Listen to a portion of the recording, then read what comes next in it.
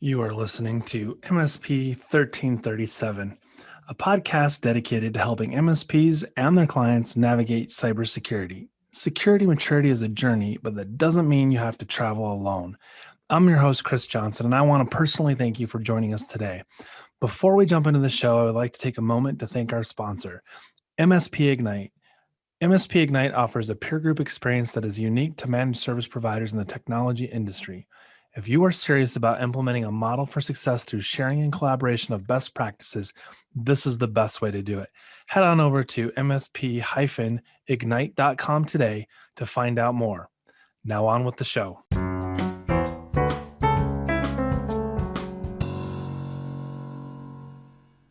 All right, welcome everybody to this episode of MSP 1337. This week we are talking about ransomware and insurance, and I have with me today Frank Bauer of, I totally just drew a blank, Vade Security, right? That's right, Vade All right. Secure. That's right. Hey, Chris. Let me. All right. So, hey, I appreciate you on the show today. I'm good at drawing blanks, apparently, out of my brain. Today, it goes back a long time, Frank. We've known each other the better part of, well, more than a decade, Yeah, and all the way back to the Zenith days. And I don't think that's right. our world hasn't changed a whole lot, right?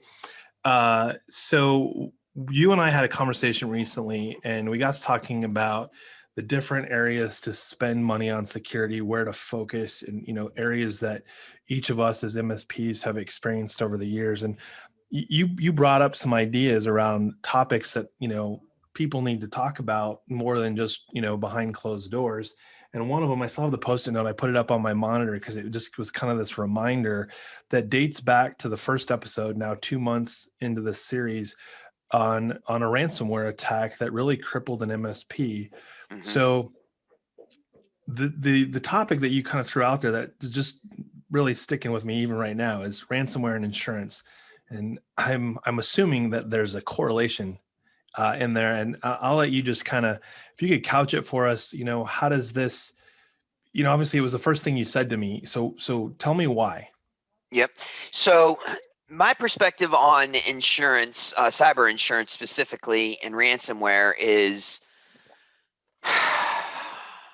it's it's probably not very politically correct, to be perfectly honest. But I think unconsciously, insurance providers are again unconsciously in cahoots with the threat actors, right? They don't know that they're in cahoots with the threat actors, or if they do, it's a reasonable business decision that they're making. And Right. here's why. And here's why. As long as the money keeps, and I'm going to get a little bit heated at points during this, so I apologize up front. As long as the money keeps flowing to the threat actors, they're never going to stop.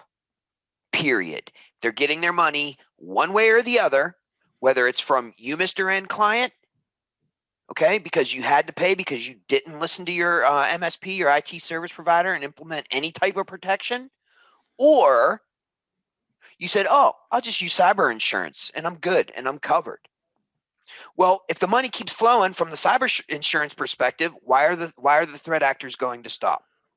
Right. Anybody give me a legitimate reason, as long as that money keeps flowing, why the threat actors will stop? Well, and it's a double side. It's two sides of the same coin, That's right. right? So I'll throw this out there. What you said really strikes a chord with me.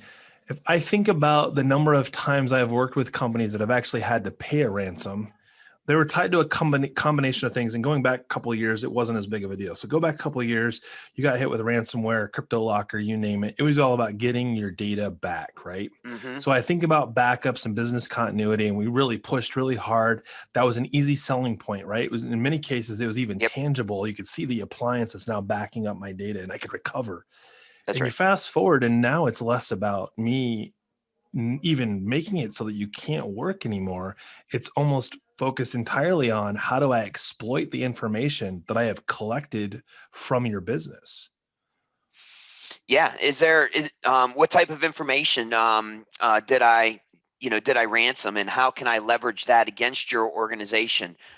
Just this week, somebody tagged me in a post on LinkedIn where they said there was an article where threat actors are now cold calling those organizations, right? Right. Threats in the whole 9 yards, right? That's right, exactly. Last year, 2018 for sure, potentially last year, can't remember specifically, but there were also reports of threat actors making public web pages and exposing end clients that had been ransomed, right?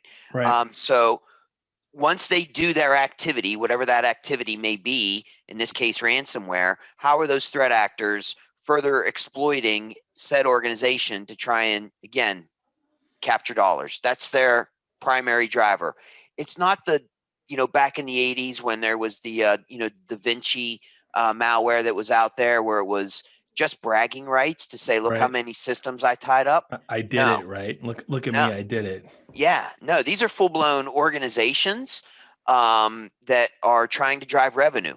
Again, last week I had shared a threat that was out there, and I had asked the question. It makes you wonder if they have sales pipeline conversations inside their organizations.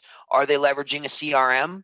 Are they saying, "Yep, I have 13 different ransomware campaigns going out this week, this month, this quarter, and I expect to have a 20% hit rate, which should generate me $500,000, whatever that number may be." We're It talking makes about legitimate business models, right? That's right. And my colleagues, my former colleagues over at ConnectWise, particularly Jay and Drew, Jay Ryerson and Drew Sanford, they have talked about the legitimacy of true business models within these threat actors for at least 2 years now, Right. right? These aren't basement actors. These are state-run organizations with hierarchies and financial goals, which brings us back to, insurance, and is it really worthwhile? Yeah, so one of the things that we talked about in the first episode was, what in the event of ransomware, in the event that I have to engage my insurance company because of a breach, what am I going to pay for, right? Like, where's my deductible? I mean, this is just like talking about having a car, right? Like, I got liability coverage, I got all these things. And what was interesting is that when it was all said and done, some of the hard costs were covered. Like, I got to replace some machines. I got to, the labor that was involved in setting the new machines up. But the soft costs, those are not remotely going to get covered by an insurance company. So in this particular case, he basically was unable to go after any net new business for 2 years. So if you Wow. think about an MSP, let's say you're living in that 4 to 15% margins on annual profitability. Maybe you're doing better than that, even at 30%. To not have net new business for 2 years, what does that do to your bottom line? Yep. And we also have to factor in that I'm sure there was an element of reputational damage. So there was likely an element of turnover. That's the polite way to put it. But most commonly in business speak, churn and Yep. client churn. So And in this case, it was an that's exception yeah, to the rule. Like, of the client base, he lost 2 clients. So I mean, like, please don't, if you're going out and looking at metrics for why you would or wouldn't have insurance, why you would or wouldn't do certain things, do yeah, not use that example as a reason to go one way or the other on this, because the turn count of 2, unless it was only 2 accounts, right? But percentage wise, it was less than 5% turn. And so I think it's really important to note that that's not normal. He did have, and this gets into, all of us are going to experience breach at some point, right? Whether or not how significant it is that's going to be how we respond, quite honestly, in most cases.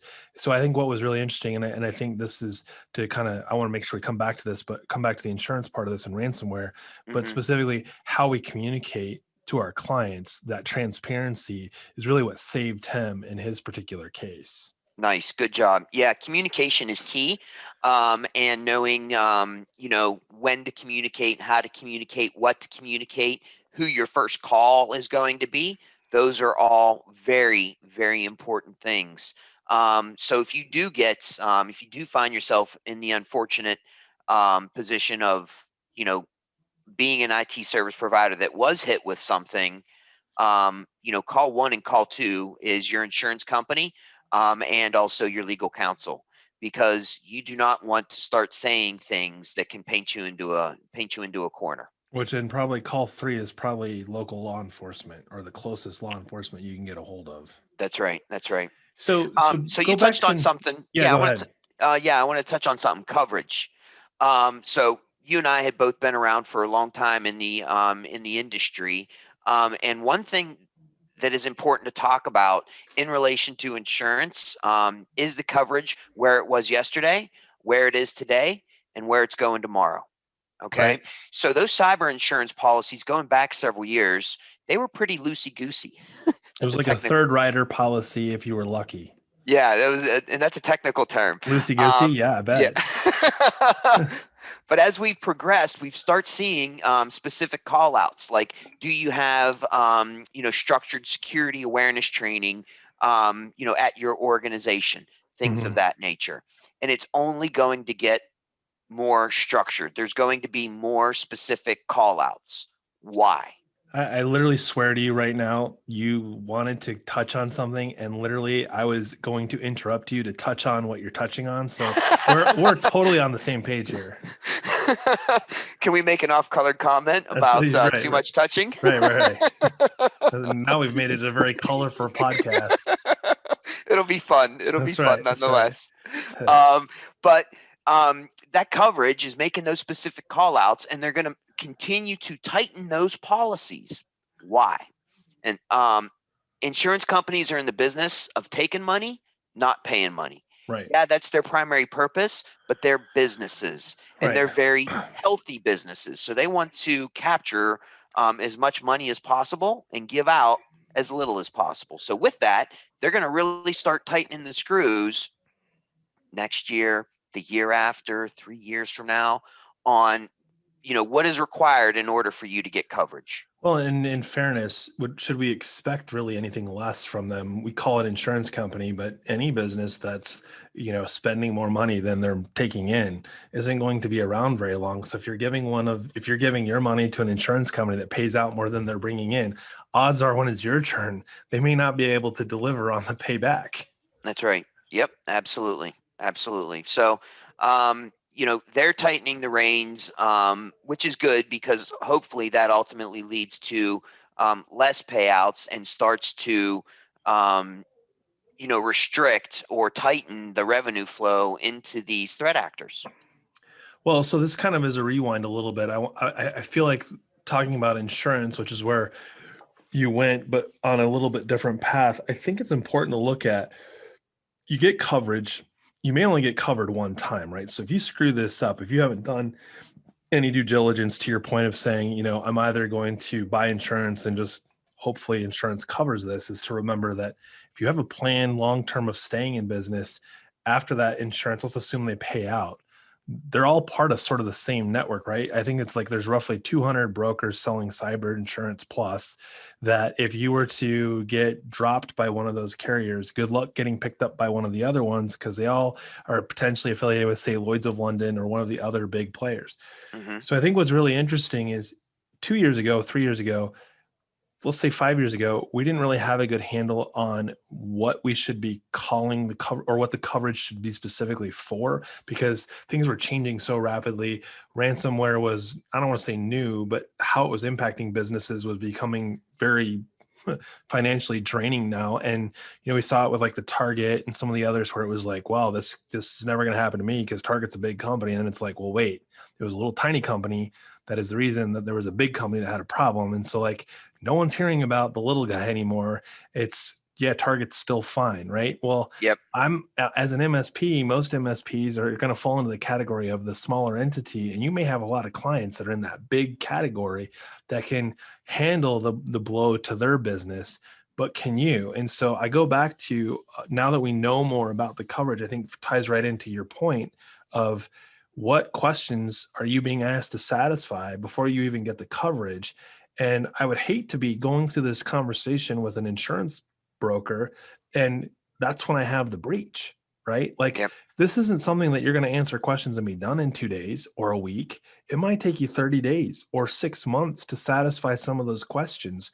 So I think that really kind of goes back to ransomware and insurance is what types of ransomwares are we being covered for? And what are we doing as businesses to ensure that those ransomware either aren't going to happen or when it does happen, it's such a small impact to business because we've isolated it before it can get to everything.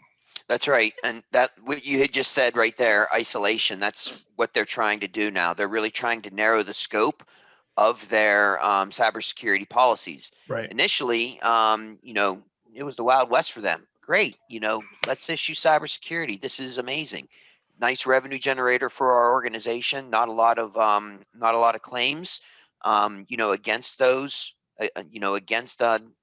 policies. I'm sure it was a very nice bumper to their revenue. But now, today, again, they are making specific call outs. When I was, stationed in Australia for my former employer, I absolutely had conversations with managed service providers that said, yeah, the cyber insurance policy that they had yesterday, when it came time for renewal, there were absolutely specific call outs in there. And when it's And time to make a claim against those, they're going to have an adjuster in there that's asking, okay, show me your structured security awareness training program. What do you have implemented? What risk assessment did you do? When was the last time you did it? All of those things before they'll even come close to paying out. do you think that on the insurance side, there's a little bit of reaching too far? Because I mean, I've seen some questionnaires where it's like, so is your RMM tool cloud or on-prem? And it's kind of like, I want to be like, well, that's maybe none of your business. Are you using Continuum or Autotask? It's like, well, how is this relevant Yeah, to my coverage when at the end of the day, it's not like you're going, well, do you use G Suite or do you use, or sorry, Workplace, or do you use 365? Do you use an Exchange on-prem or is it Exchange in the cloud? I mean, they're not asking those questions. And yet right. I'm more concerned about whether or not you've got the proper ATP turned on in 365 versus like we got the bare minimum and we're rocking and rolling. Yep. So, putting myself in their shoes for a minute. So, number one, I'm not in the insurance industry. I'm not a full-blown insider on That's good. this industry. Right. So that said, putting myself in their position, I'm sure they're getting advisement from organizations, Right. right? And they're implementing that advisement as best as they can. They're Sure. trying to make an educated decision. Are they always hitting the nail on the head? No. So to summarize, are they probably overreaching? Yes, but they are getting advisement and they are trying to make the most specific call outs possible to meet, their pool of clients, which is pretty Sure. vast.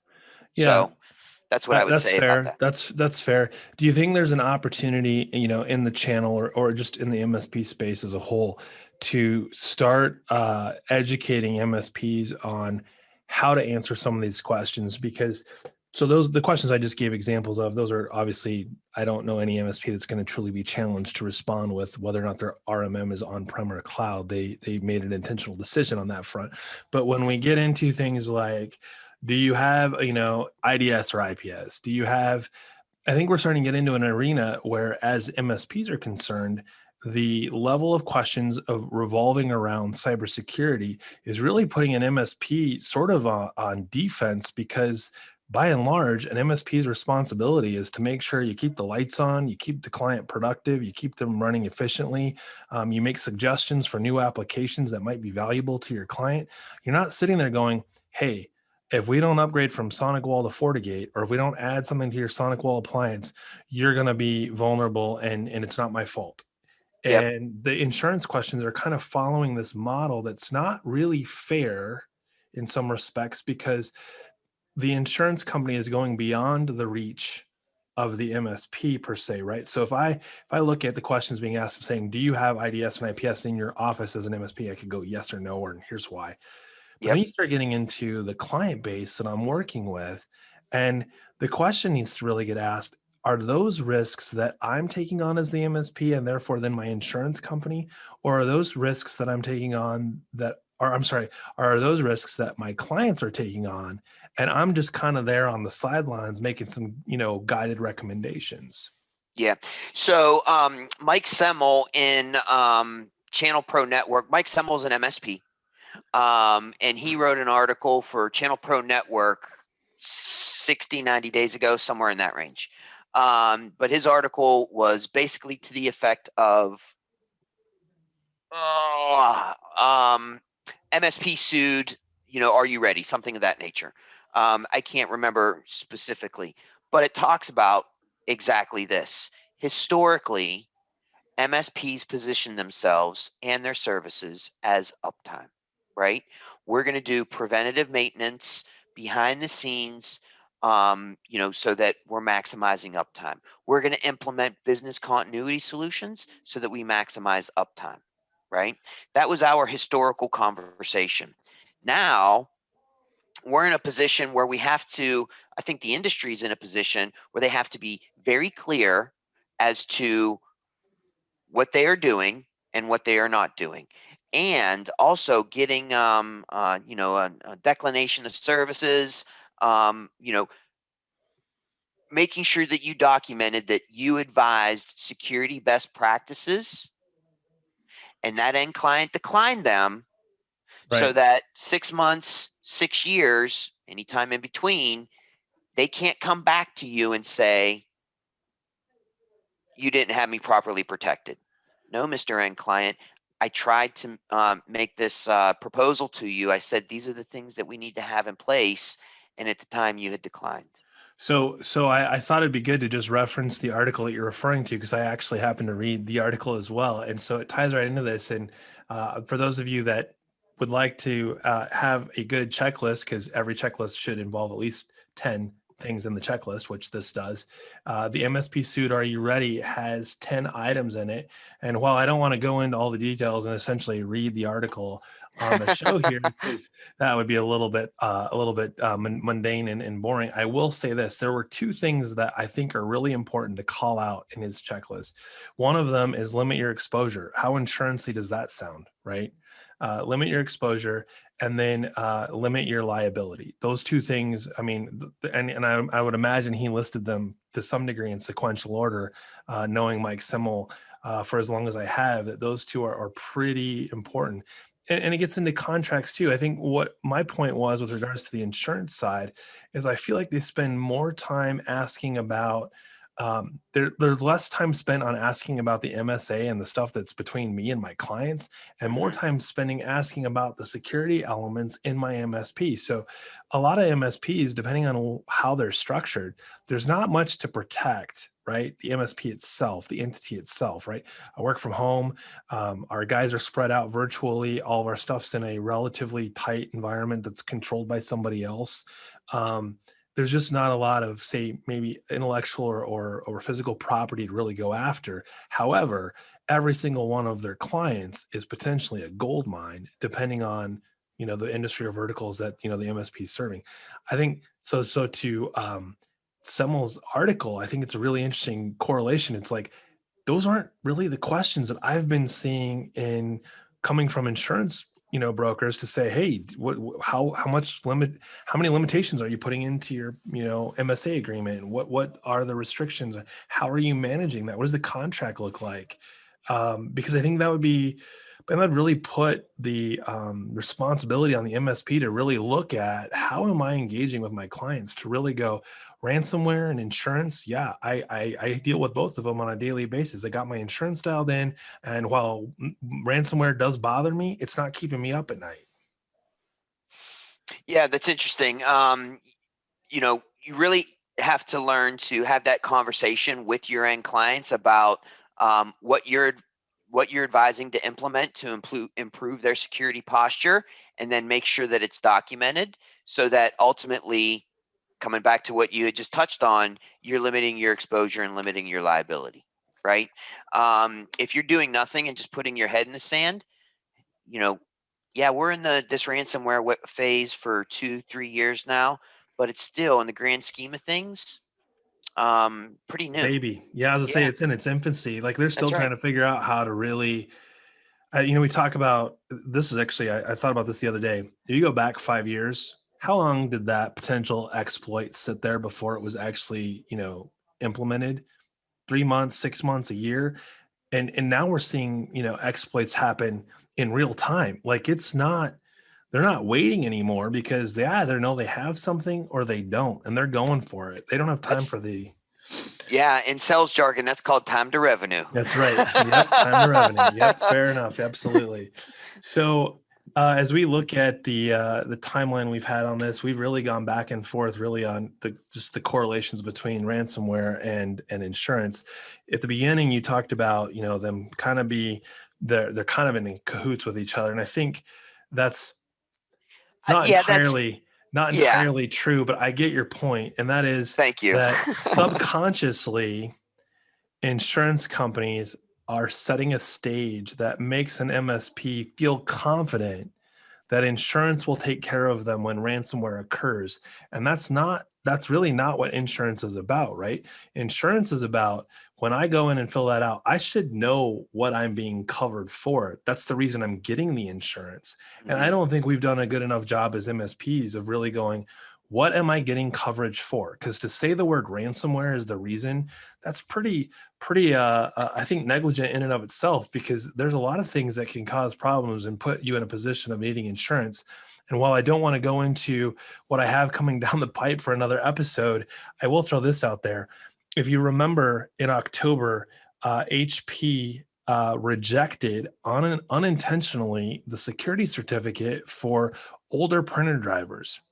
So I'll just share this with you. I was working with my mom over the weekend so Uh-huh. she could print, and she's getting pop-ups saying that when she plugs the USB cable into her laptop, that it's going to damage the hard drive, it's going to damage her computer. And she's really freaking out.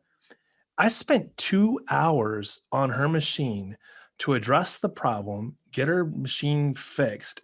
There was no ransomware involved. It was an actual mistake. But can you imagine if you were an organization that had 20 or 30 or 50 employees that were running HP printers that were older than 2017, and Mhm. all of a sudden you got 8, 10, 15 people that can't print and they don't Yep, know why, and they're getting these notifications, and it plays into the already paranoid mindset that most of our clients have, that this is a phishing attempt, it's a scam. I mean, shoot, we're leading up to the holidays. How many scams are out there that we haven't heard of yet? And they're coming in droves. that's So right. I think it's really important to, ransomware is important. All these things are important, but I think it's important as an MSP to really evaluate that while ransomware is part of that stack, it shouldn't be the only thing that you're worried about when it comes to cybersecurity. Yeah, and we have to look at cyber insurance from two perspectives. Number one, protecting your organization as the MSP, and then number two, providing proper advisement to your end clients who may also have cyber insurance as well, right? Right. Because when they get the list of requirements, you know, like security assessments, like security awareness training, there's a litany of them. But when they see those, they're not going to know what those are, and they're going to come back to you, right? You, you're And you're you, describing the checklist that needs to be in place when you audit your own clients. Like, that's right. what coverage does my client actually have should an event occur? Yep. Yep. I believe you know her, but Joy Beeland, she was an MSP for a number of years. She successfully exited a couple of years ago. Before that, and she still is, she got involved in cybersecurity. She's very engaged with cybersecurity. Um, but she used to go and just do insurance reviews, right? Let me see what insurance you have in place. You're not going to be able to make a claim against this because you don't have the necessary controls in place. Should something happen and an adjuster come in, he's going to say sorry, Yeah. right? And then you're going to be forced to, fingers crossed, hopefully recover from a backup, or worse, pay the ransom, right? So when we started the conversation, my point was, essentially stop the flow of money going to the threat actors. Unconsciously, insurance companies are not helping with that by paying out on policies, and ultimately covering ransomware. They're just you know essentially complicit in Right. funding those organizations. It's a catch-22 though, right? So an MSP is not going to recover Absolutely. and prevent this from happening in the future if they don't have money to recover, whether it's to pay the ransom or to, hire the forensics or whatever it might be. Well, I want to real quick plug. This is great that the Mike Semel article got brought into this. I think is really relevant. So for those of you out there that are, look at Channel Pro, the article was MSP Sued. Are you ready? It was published on November 30th. Is there anything parting, Frank, that you'd like to share with the MSP 1337 and the larger audience of MSPs in general? Yeah, I know it's hard out there to deliver security solutions to your end clients. Some partners have been more successful than others. That just is what it is. But you have to continue to beat that drum. We're just at the beginning of college basketball season, and a quote from Jimmy V jumps out to me. It's not applicable to this, but I'm going to use it. Don't give up, don't ever give up. We have to continue to beat that drum for our end clients because it is important. It's Russian roulette out there. It's not a matter of if, it's a matter of when. And we have to do everything that we can to try and improve their security posture. So keep up the good fight. I know it's not easy, but we have to continue to do it. Well, Frank, I want to just say thank you for being on the show this week. For those of you that are out there, Frank is with Vade Security. Frank, where can they find you? You can find me on LinkedIn. I'm probably connected or a second to many of you, and that's Frank Bauer, Bauer. My email is firstname.lastname@vadesecure.com. All right. Well, I want to thank everybody that's listening. This has been an episode of MSP 1337. Hope to see you next week.